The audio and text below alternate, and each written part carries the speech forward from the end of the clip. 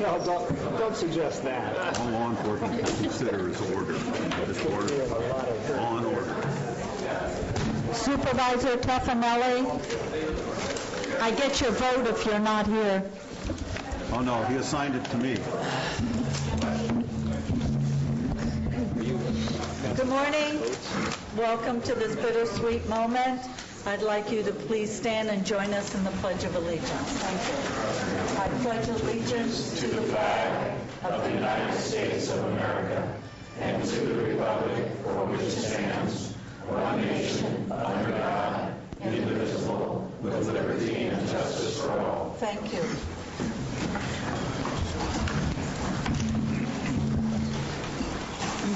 We had a closed session last week on Government Code 54956.9, a conference with labor negotiators on SEIU, DSA, CCPSCA, with the Director of Human Resources. There was no action taken. We also had a closed session in regard to Government Code 54956.9B1, a conference with legal counsel, anticipated litigation, significant exposure, one case, resulting in no action taken. So quiet. Y'all, please welcome to the donuts because they're really better on your hips than mine. I'd like to move to the consent agenda. These items are normally routine, non-controversial. If any member of the board, staff, or public would like to pull one, I would so appreciate you telling me. I'm going to be pulling item number 12. Good morning. I'd like to pull item number 3, Right. number 4, number 5, and number 8. Wait, I'm sorry, 9. 9. 3, 4, 5, and 9. Yes? All right. I'll move the balance, Madam Chair. Second. All in favor? Aye. Opposed? Passes on a 5-0. Item 3, please. What is it that you want to know? Could you just stand up there? We'll go through yours. I was just interested in the number, the dollar amount on number 3 and number 4. And what is it about the dollar amount? Well, it's not mentioned. How much is the contract for each of these? It is in there. The contract for veterinary services Yes? is, we have a contract, and it's by item, and it's the same for item number 4. If you don't have them, we can give it to you. Item 3 is not to exceed $14,000 a year, Okay. and item 4 is not to exceed $32,000 a year. Thank you. But she wants the specifics. No, I just wanted to know what the total amount of the contract was, and it's below that. Up to. Up to. Okay, and item number 5, Bonnie? Oh, this one just piqued my interest. It says $395,000 for a short-term, non-recurring Feeding Families First food program from June through September. That's 3 months. Is that money to be spent during that 3 months, or is it going to be stockpiled, or how much food, or where's it going to be? And that was just a lot of money for 3 months. 4 months. 4 months. 4 months. Still a lot. Mary, thank you. No problem. Good morning, Mary Sawicki, Director of Calaveras Works and Human Services. This particular contract is money for the food bank and the pantries.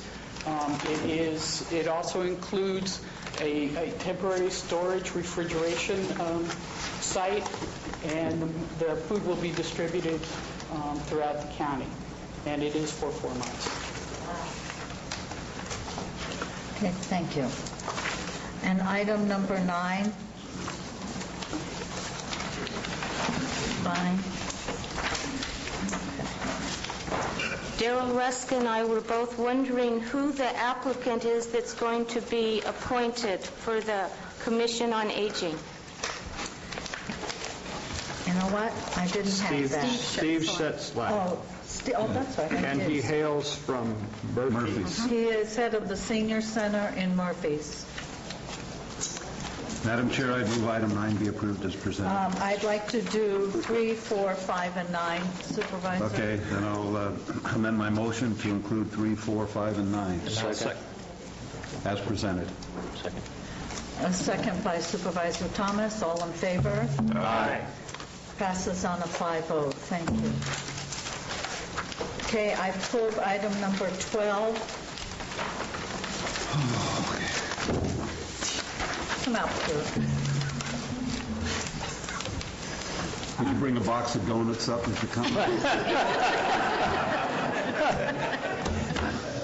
You get to take for your retirement all that. That's the way expecting you work all the way through. It's already been provided.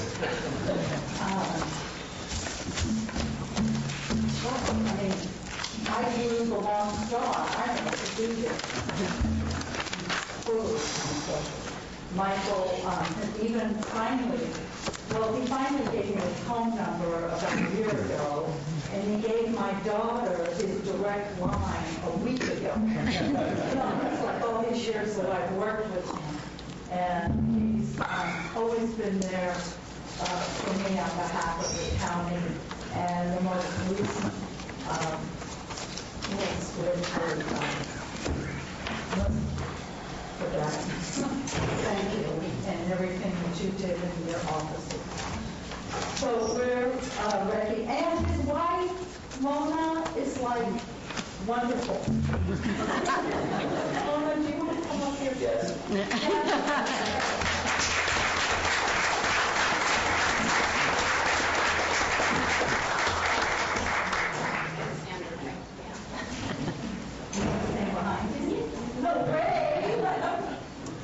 Mona and I worked together also over the years, so this is as much for Mona as it is for Michael.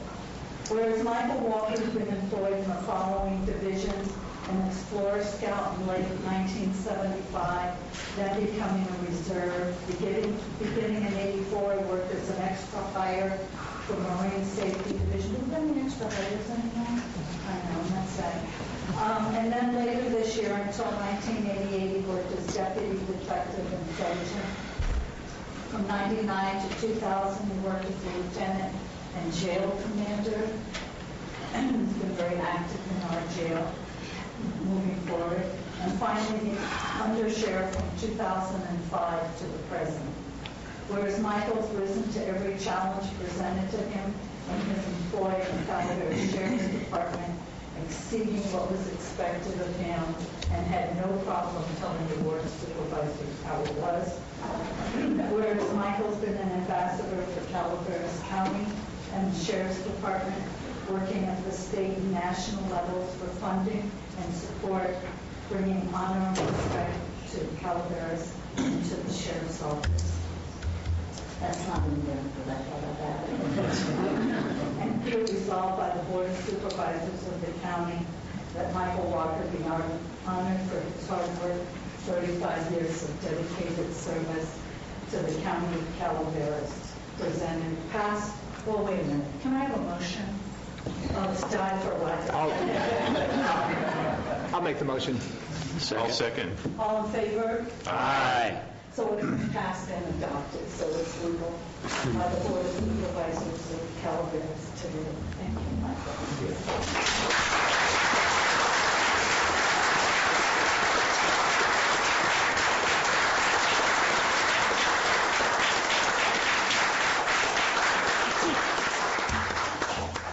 I'd really like to thank the community for allowing me to do the business I've loved in life.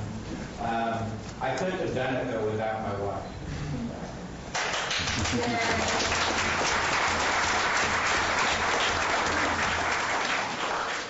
She was there to help, raise the kids with me. through the graveyard shifts, through the call-outs, through the missed holidays. Thank you. And I'd like to thank the board for the resolution and the fast working relationships that we've had. I've really learned a lot from the board over the years, and I have enjoyed those working relationships. I'd like to thank the sheriffs that I've worked with. I've worked for 5 sheriffs now. Each one of them has imparted something to me and trusted me to continue my career. From Russ Leach, who started the Explorer program that I was able to participate in the very first year of the program. Claude Ballard, who hired me as an extra hired deputy, a reserve deputy, and a full-time deputy. Fred Garrison, who saw something in a deputy that had only been on the department for 4 years and promoted me to sergeant. Bill Nuttall, who put me in as the sergeant in charge of detectives for 4 years. That's probably one of the most meaningful jobs that I had in the department because of the relationship I was able to build in the community with different people and work on some of those different cases. And lastly, Sheriff Dennis Downham. He has been a mentor to me, a man that I've respected the entire time that I've worked with him. He saw something else in me, brought me into the Sheriff's Department administration, and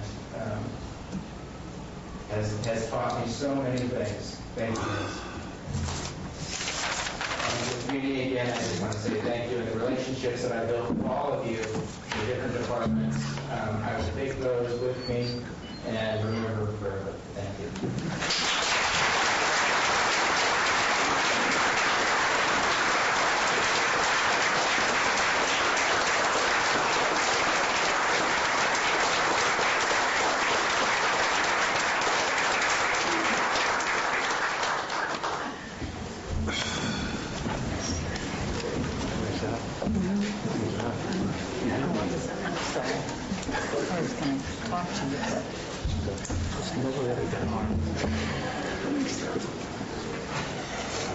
We should take a donut break.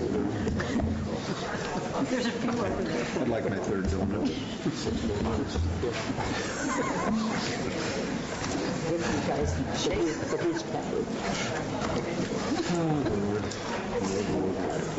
Jared, we're sitting together on this video.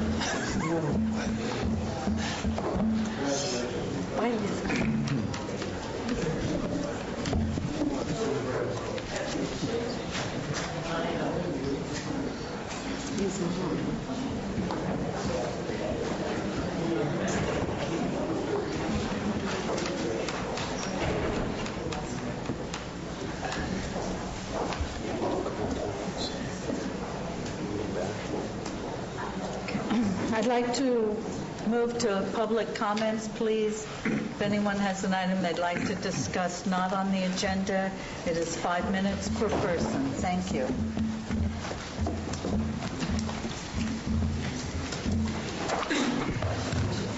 Hi, my name's Tom Liberty. I'm from Calaveras Patient Resources. Last week, after I was done speaking with you, I had an experience on my way out of the courtroom. Captain Eddie Ballard of the Sheriff's Department approached me, and he shook my hand, and he said, "Hey, we're not all bad." His comment gave me pause. I really had to stop and think about the information that I've provided here in this room, and the information that you've received about our organization. We're very pro-law enforcement, but there's no reason you'd know that based on what you've heard from me so far.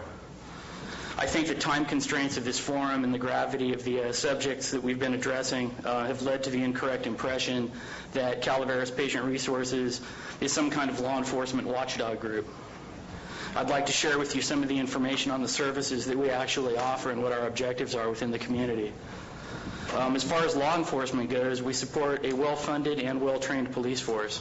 I know that pot smokers have the reputation for kind of leaning to the left politically, but sickness and disease are no respecters of person or politics. Republicans get cancer, arthritis, and chronic pain also.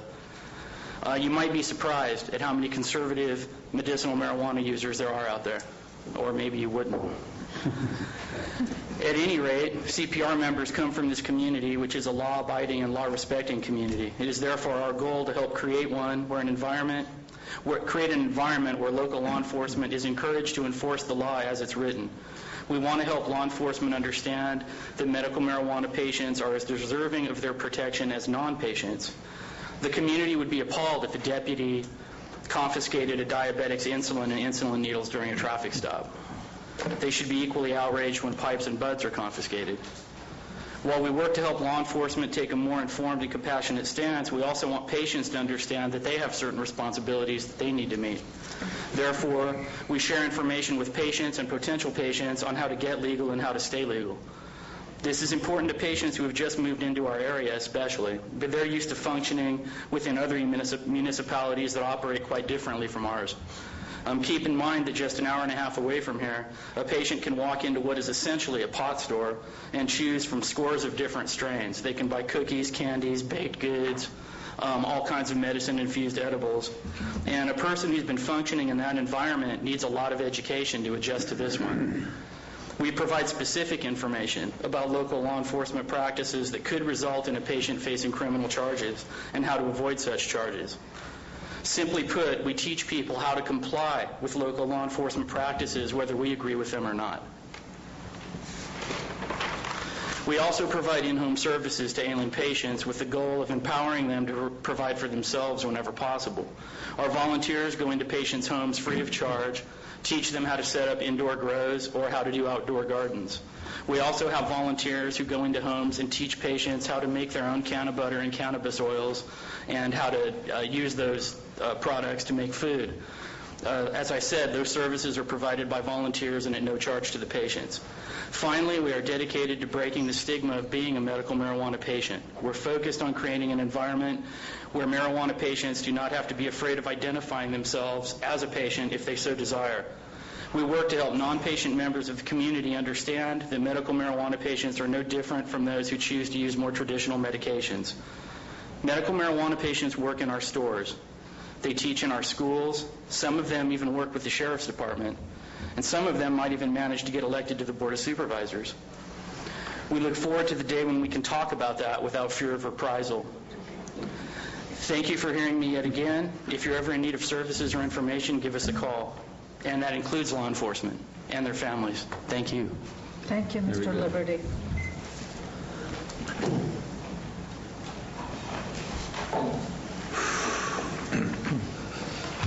Good morning. Morning, Ed. My name's Ed Anderson from Burson.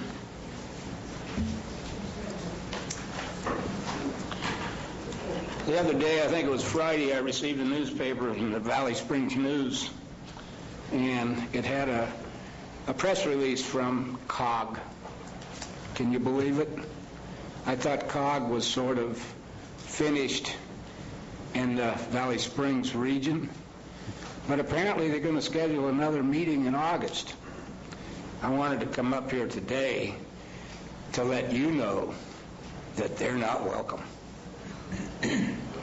Also, Supervisor Tuffanelli and Russ Thomas, you have, by lack of participation in this whole situation regarding COG and the Valley Springs Community Plan, ignoring the property owners, have done more to make this continue than any other supervisors. Oh, thank you, Tom. Tom Tryon, on occasion, really voiced his concerns about COG, even in being involved in the process. Now, I really don't like to come up here and berate the supervisors in front of the public, but my problems are that this property owner bid is being ignored for a year. The property owners have rejected just about everything that COG has recommended. It's all well documented. And I learned one thing I thought I learned pretty good when I was growing up, and that was that the pen was mightier than the sword. All of these documents tell the story, the picture, the truth, and the reality. All of these visions and pipe dreams are not realistic, and they're being allowed to persist. And it goes on, and I just found out this morning, about 8 o'clock, apparently, I don't have it verified, that Mentier has hired some of the MyValleySprings.com group. And I think you'd better research this and tell me if I'm wrong, because this really bothers me as a property owner in that region. Now, I want COG to be removed out of the whole county. Where I live in the county is where I live, but I don't recognize all the boundaries in all the communities because I have so many friends and property owners in the rest of the county. And I think the damage that they've done in Valley Springs is well noted, but they haven't been popular in the whole county. So therefore, I'm asking you, really get your marching orders, get rid of COG, give them a bus fare, a one-way ticket out of the county.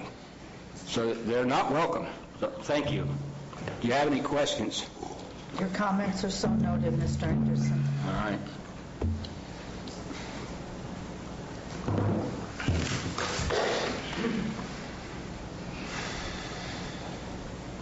Mr. Anderson, can I follow you? Okay, don't forget where you got it. I won't. Somebody forgot where the pen is.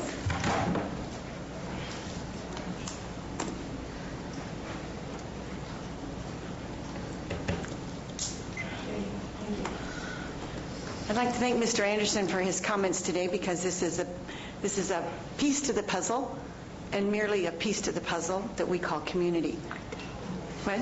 Your name? Marty Crane, Valley Springs area. This is merely a piece to the puzzle. There are many voices out there. Mr. Tofinelli, you chose to eliminate a lot of those voices, and so the voice that you hear with Mr. Anderson is but one voice. There are many of us out there that would like to speak for ourselves and don't need you or your 6 or 7 people to speak for us. We've been perfectly able and capable of speaking for ourselves at the town meetings and the community plan meetings as they're called. And we look forward to those additional meetings moving forward. And what Mr. Anderson is telling you is just one side of the story. There is a lot more there, and so I'm just saying you can come to the podium and say it 100 times a month. It doesn't make it all true. It just makes one person's opinion. I hadn't planned on doing this at all this morning, but I would like to say that I got a kindness ribbon this morning. How surprising, and I don't know exactly what for, but I was very excited about that. And I wanted to say that recently there have been opportunities when I wanted to pass on a ribbon, but I didn't have one. But I have one now. And there are people that do things behind the scenes. You never know they're there. They're under the radar. And they've been doing it for years. And I would just like to say that behind the scenes, Jason Simons, who is probably the most stunned of all of us to hear his name, and he is literally behind the scenes today, behind the camera. For years, he has been there helping with community theater and anything anyone needed. He would come and just say, how can I help? So I would like to share my ribbon. I need to borrow a pen again. I'd like to pass it on to Mr. Jason Simons, and I'm sorry, Jason, you're going to have to come out from behind the black screen and get your ribbon. Come on. You can get a donut too, Jason. I'm so excited I can't hardly write my name very well. Thank you. It's very nice. You have to wear it now. You pass it on. I will cherish. Okay. Okay, and remember, no age is... When you're sharing your blue kindness ribbons, there is no age too young and no age too old. Thank you all. Thank you, Marty. Oh, I got it from Bonnie. Thank you, Bonnie, for everything. Thank you for being you. Does anyone else have an item they'd like to discuss not on the agenda?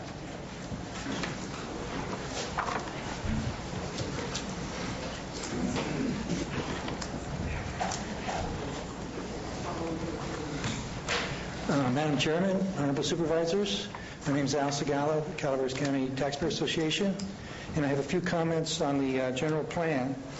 And also, I don't have a kindness ribbon, but that is really nice. And if I had one, I'd certainly share it. Probably this time with Supervisor Tufnelli, for a particular reason. In the Valley Springs final review involved gathering together the property owners and getting their agreement on what the general plan would do on their properties. And this is so basic to respecting property rights. I'm really amazed that this is not what was not done at the very beginning.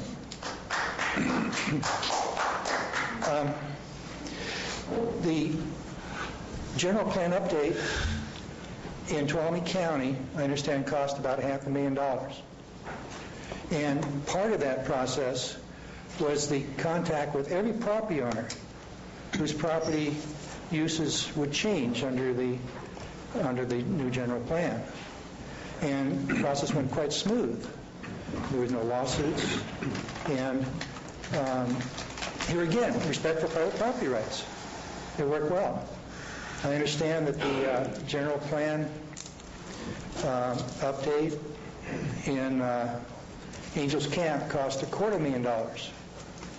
And here again, each of the property owners that were going to have the use of their properties changed were informed and were brought into the process.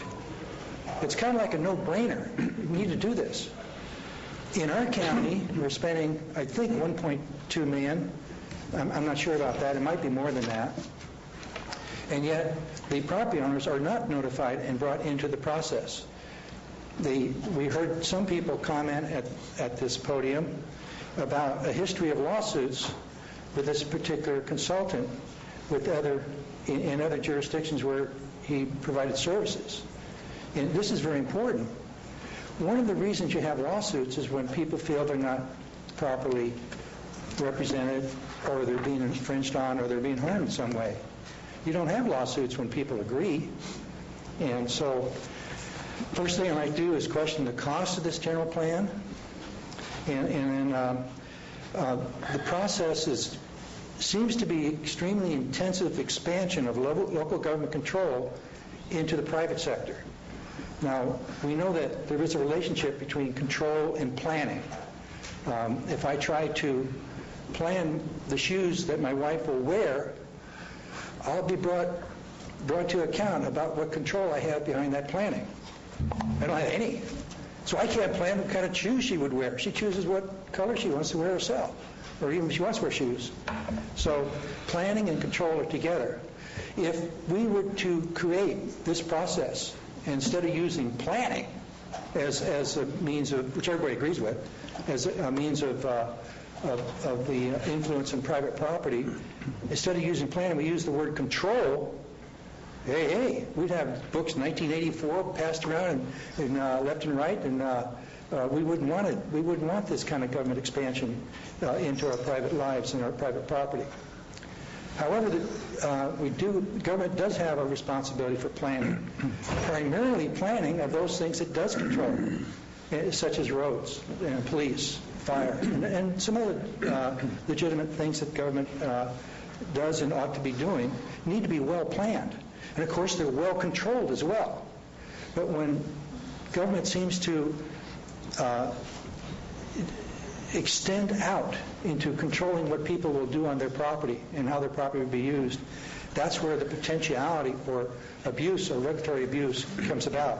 And then the lawsuits and tremendous hurt to our economy as well. Because free people produce, but people that feel that they're not free don't. You have 30 seconds, Mr. I have 40 seconds? 30. 30 seconds? Okay. The other thing we're concerned about is outside influence in our planning process. We could, my 30 seconds won't allow that, but we need to look at that a little bit. Not that all outside influence is bad, it just is a tremendous amount of it, and we need to be aware of where it's coming from and what its purposes are. Thank you. Thank you, Mr. Segali. Does anyone else have an item they'd like to discuss not on the agenda?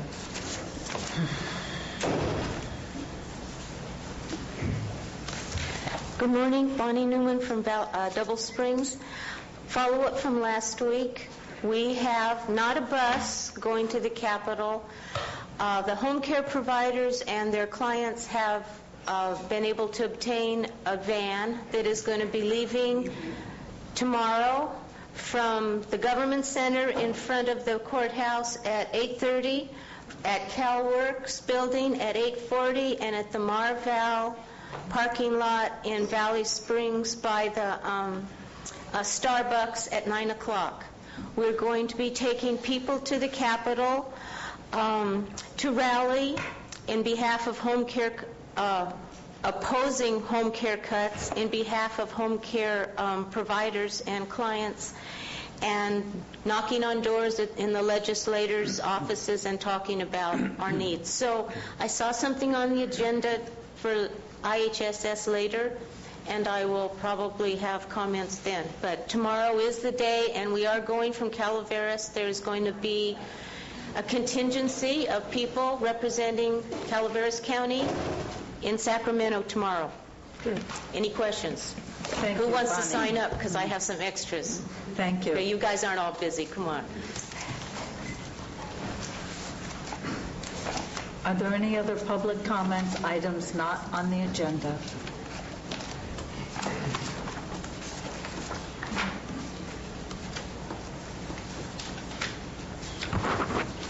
Terry Baker, Railroad Flat, and I'm here again regarding the noise on our property, and I just want to hand one of these to everybody here. Please give them to Madeline. Thank you.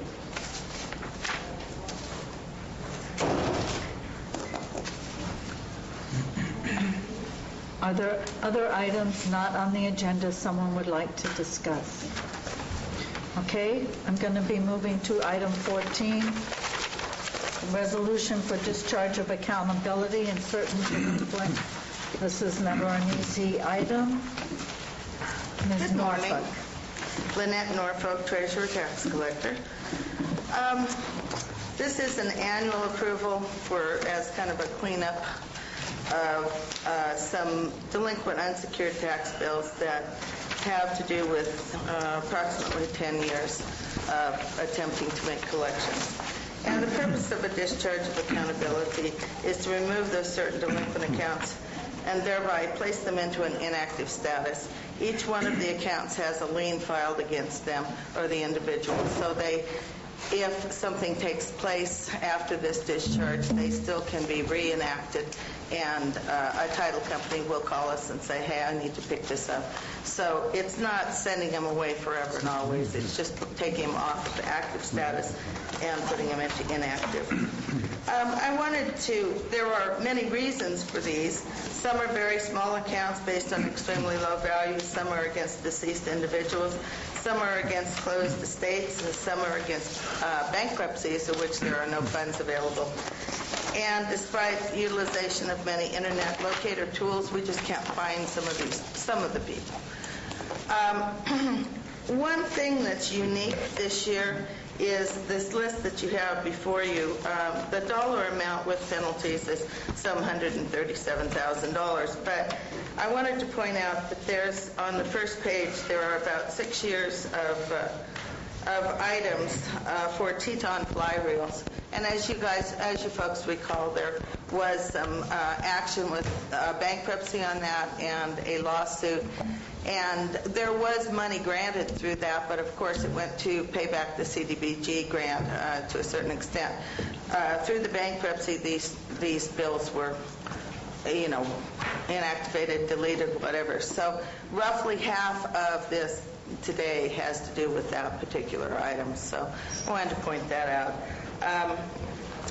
Other than that, I brought Kathy Ossenkup here. She's the clerk who does the majority of the calling, the writing, the seizure of bank accounts, whatever it takes to collect on delinquent unsecured accounts.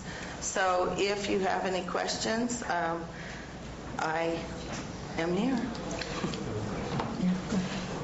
And then I see on the first three, on the very first page, the first three, James Kuykendall. It doesn't say lien after those three. They are all lien, though. Every one of these does have a lien.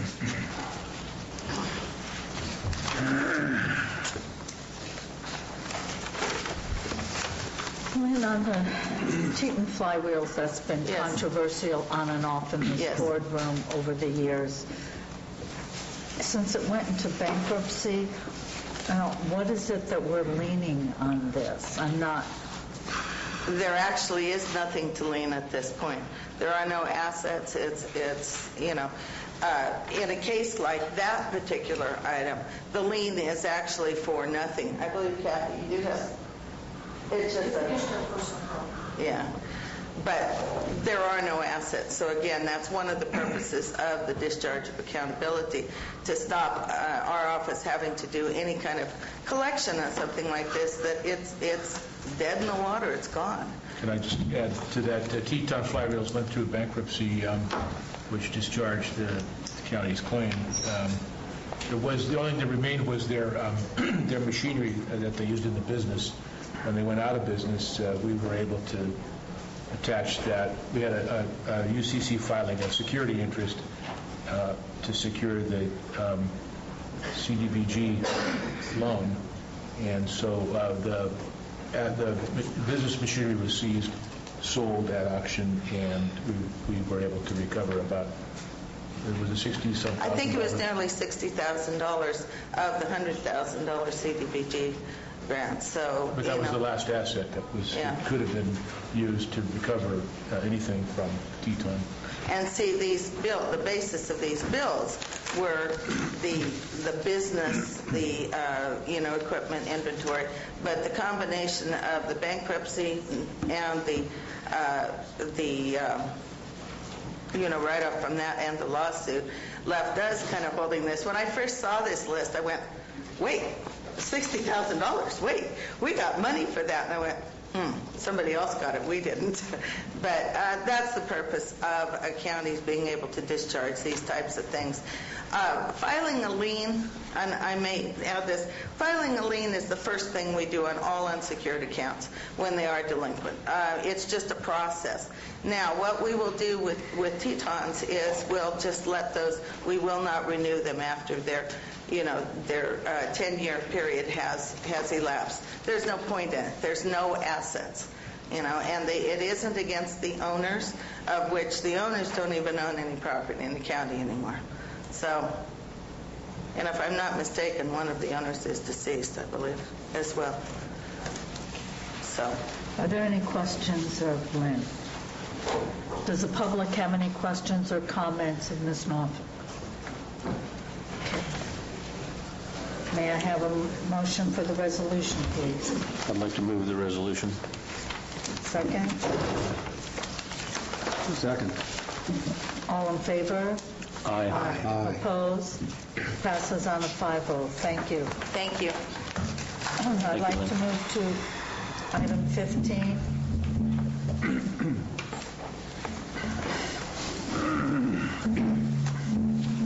Good morning, Mary Sawicki, Director of Calaveras Works and Human Services. We are requesting that the board consider conducting a public hearing for the potential submission of a 2010-11 General Community Development Block Grant application to the State Department of Housing and Community Development. The application, if approved, would be for a refrigerated box trucks for the food bank, as well as a backup generator and some additional refrigeration. And then the last part would be for mother-lode job training, roughly around $300,000 to cover the cost of people in need of the service, for which there is no other funding source. Are there any questions of Mr. Wicki? Mary, I have a question on the resolution. It says General Program Administration, $33,000. Who does that go to? Sierra Planning Council. Got it. Okay, thank you. Mr. Busby, is there anything you wanted to say before I open the public hearing?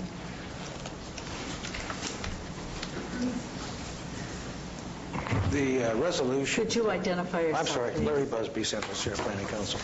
The resolution you're referring to requires that the county break down the components into eligible activities by eligible activity they can apply for. So you have the Human Resources Council applying under two different allocations. One is a public service allocation and one's a public facilities allocation. The difference between the two and why they have to be separated out is that moving vehicles are not allowed to be purchased as part of a public facility.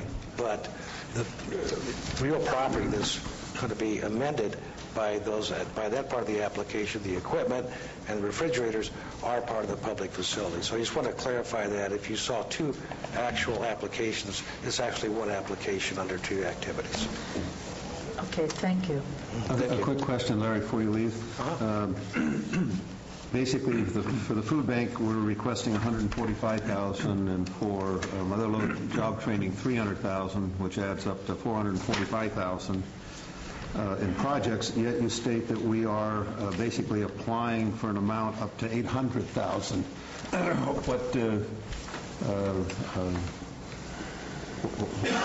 Why are we applying for $800,000 when we only have projects for $445,000? The $800,000 is the amount that you could have applied for. At the time we were doing the application, which began last month, we did not have final figures from... Okay, so we're just applying for the $445,000. For the $445,000. Okay, thank you. That's right. Okay. Thank you. Any other questions of that? Actually, it's $478,375. That's when you include the... You include the $33,000. That's correct. $33,000 for what? General administration. Oh, okay. Okay, thank you. I'd like to open the public hearing. Does anyone have anything they'd like to say on this item? Al Sagala, Taxpayer Association. My question is, basically, this is charity, people helping people, food. And my question is, what percentage of that operation actually comes from people voluntarily giving food or money, and what percentage is coming from the taxpayer? Somebody can answer that for me. Mr. Scully, this is not for food. This is for equipment. Do you have a copy of the resolution? No. Okay. Here. Matt, could you pass that so he could see that? That is not for food.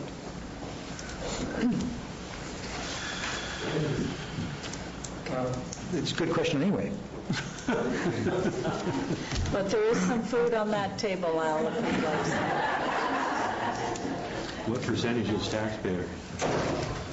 The whole thing, it's CDBG money. Oh, those donuts? No, those donuts are going to be paid for by all of you when I give you the bill. I'm a taxpayer. I have to leave early, Marie, to give mine to Gary. I'm sorry. Please, Diane, could you go ahead? It's okay. Diane Keene.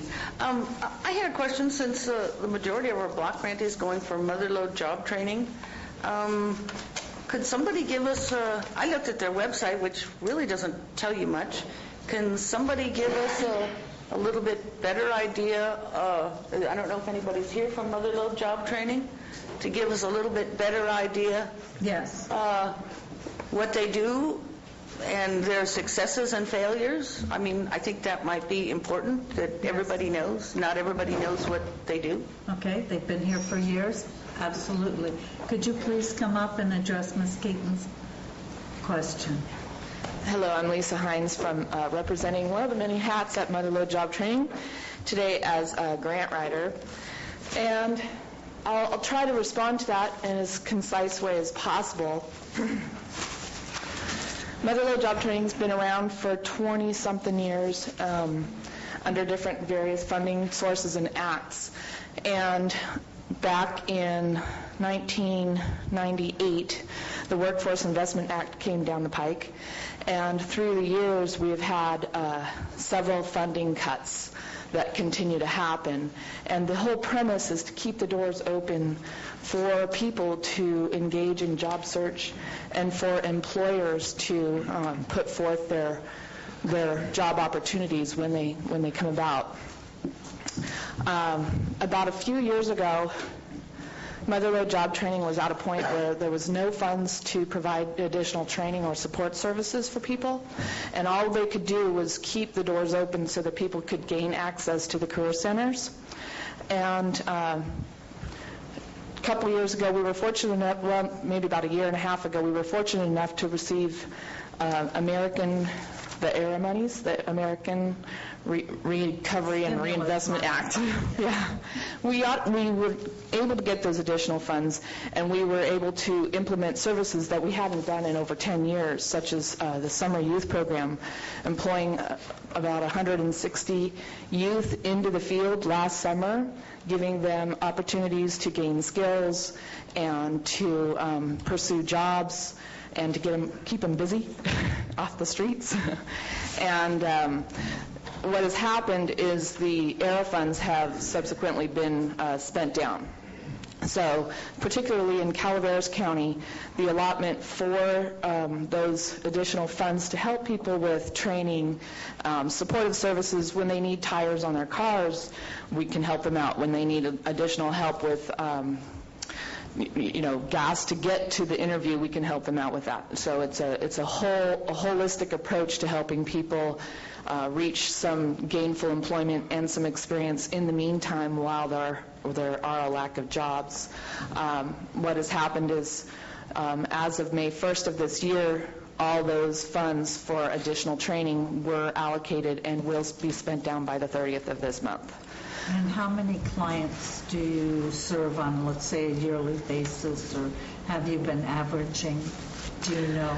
Well, I can't answer that because I'm not directly related to program, but what I can tell you is that the amount of people seeking services through our agency has increased tenfold. Every year it increases. So we have thousands of people coming through the doors. And that's just the physical location. We also have a website, motherlodejobconnection.org, where people can go online and input their resumes, and employers can go seek those resumes and sift through them. But we all know we're in dire times right now. We're 28% unemployment rate in Mountain Ranch alone. And so it's imperative to not only keep the doors open to provide the universal services where people can explore opportunities for jobs, but to be able to give them that experience of a work experience position for a temporary amount of time. It can be just the thing to help them and their families through a time where they would have no income at all. And that's what this application is suggesting, is that we would like to serve a minimum, and we're really good at meeting our targets. We've always exceeded our targets. We want to serve a minimum of 69 people under this 2-year grant with those work experience positions and those internship positions. And what we're going to be able to do is also cater to the youth in our communities and provide them with some summer youth activities when there are no funds for that right now. In fact, this year we didn't get the summer youth monies, so. And I know employers in the county use Mother-Lode Job Training also to search for employees, to utilize employees. I mean, I've talked to many employers in the Ebbets Pass area who utilize your services to find staff. Yeah. Steve, you've been involved. Did you want to say something? Yes, I would. Gee, it didn't surprise me. One of the big debates in the circles that are trying to deal with unemployment and people who are workforce displacement, when you lose an industry like the timber industry, for instance, where all the mills in the region shut down, or where the housing, the building trades lose their jobs due to a housing downturn, what does that workforce do? What does the future look like? What are the industries that might be hiring in the future? So one of the things this organization does is to hold job fairs, to use the Workforce Investment Board to connect employers to job searchers, deal with soft skills. One of the other big problems that we have is this displaced workforce, when it winds up unemployed for a long time, winds up with a lot of other issues, and you referred to a few of them. The cars break down, they're unable to get to work, there are all kinds of soft skills that are required just to get through an interview. So the bulk of the money actually goes to support employers willing to take on trainees, and it subsidizes the employment costs so that the risk is less, and these folks have an opportunity to work for between 6 and 10 weeks with a prospective employer at no risk to the employer. And ultimately, many of them who actually make good on their skills and get to work on time and have the soft skill support and exercise them, wind up with jobs. And it's really one of the most effective programs going on. The alternative is to put money into safety net activities, and I'm not suggesting that these be juxtaposed one versus the other. So, for instance, in this particular proposal, we have people who are literally starving, getting food bank support, and that's what that's about. And at the same time, people who have jobs are less likely to need that. So the balance in this, I think, is well struck, and I certainly support the proposal. Mm-hmm. And I just want to expound on that a little bit, what you mentioned there. That with the definition of a work experience position that Motherlode Job Training can support with funds such as these is that the individual becomes an actual employee with Motherlode Job Training. We cover all the workman's compensation, we cover all the payroll, we do everything. The only thing the employer is doing is committing to supervising and training that individual so that they get the experience. So it is a very low risk, and it's a huge undertaking for Motherlode Job Training to carry all the additional insurance and stuff. Again, it's this is the place where Motherlode Job Training can really shine, is by offering these work experience positions. So thank you very much. Are there any other public comments on this item? Hi, Marty Crane, Valley Springs. I can only speak to, on a personal level, to one thing. Some years ago, my husband thought I should go back to work, but he couldn't work with his tools anymore, so as in construction, so he thought, well, I don't know where to go. So we went together to the Motherlode Job Connection. And I'm so sorry to say that Ernie Lacar-Babor is no longer employed there. Actually, correction, she is re-employed there. She is? Happy day for Calaveras. I have to tell you that, excuse me, joy. I have to tell you that when we went there, my husband had not applied for work in 40 years. I had not applied for work in 30 years. Yes, I'm old. But anyway, when we went there, they had classes that we went to about how to develop a resume, and if you're in this age group, perhaps you want to use this resume form instead of that resume form, and things like that, and that the whole idea of going to work for someplace had changed while we were busy working, and no longer were they expecting people to stay for 20 years like we thought. So when we left, we felt extremely empowered with the knowledge, and so while I didn't find time to go find another job at the time, but it was still exciting to know that other people could go there and come away feeling less depressed and maybe empowered to move forward with the resources to go and actually look. So applause. Thank you. Thank you, Marty. Please excuse me for a silly question. My name is Peter Reyes from Valley Spring. This educational program that the group putting up, do they drug test prior to acceptance in school? Because if they train and put the public funds toward an education, the eventual employer will drug test those individuals. Is there a drug test taken? I can answer that. I can answer that for Calaveras. The employers have pretty much full control over the standards that they set. The vast bulk of people being placed undergo a test before being placed, and because that's the policy of the employers. Anybody who's dealing with work that may be dangerous, handling chainsaws and things like that, all of that is drug tested. Okay, but not prior to putting him into a publicly funded education? Yes. Prior, as part of... No, I'm talking about an employer. I'm talking about... As part of the condition of going into the program. Thank you very much, sir. In fact, it went with the interviews. There's a group right now that is being interviewed for placement in several employment situations, and the tests were administered after a successful interview.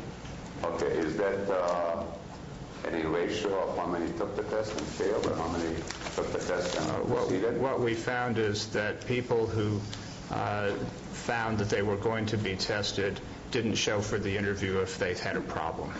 It actually had a preemptive and time-saving element to it. Thank you. Does anyone else have any comments they'd like to make during this public hearing on this item? I'll close the public hearing, bring it back to the board. Any further discussions or comments from the board? I'll entertain a motion on a resolution for the application for funding.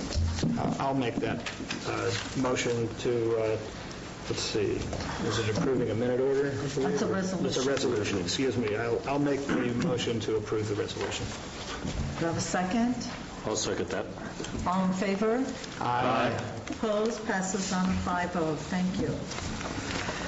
I'd like to move to item 16.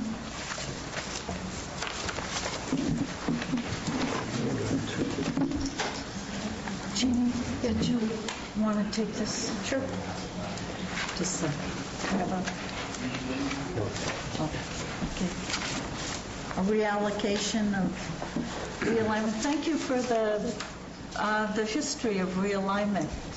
You did a very good job on a complex issue in 2 pages. And I know you lived through realignment. Yeah, realignment. I think I'm one of the old dinosaurs on realignment. Thank you. Could you please?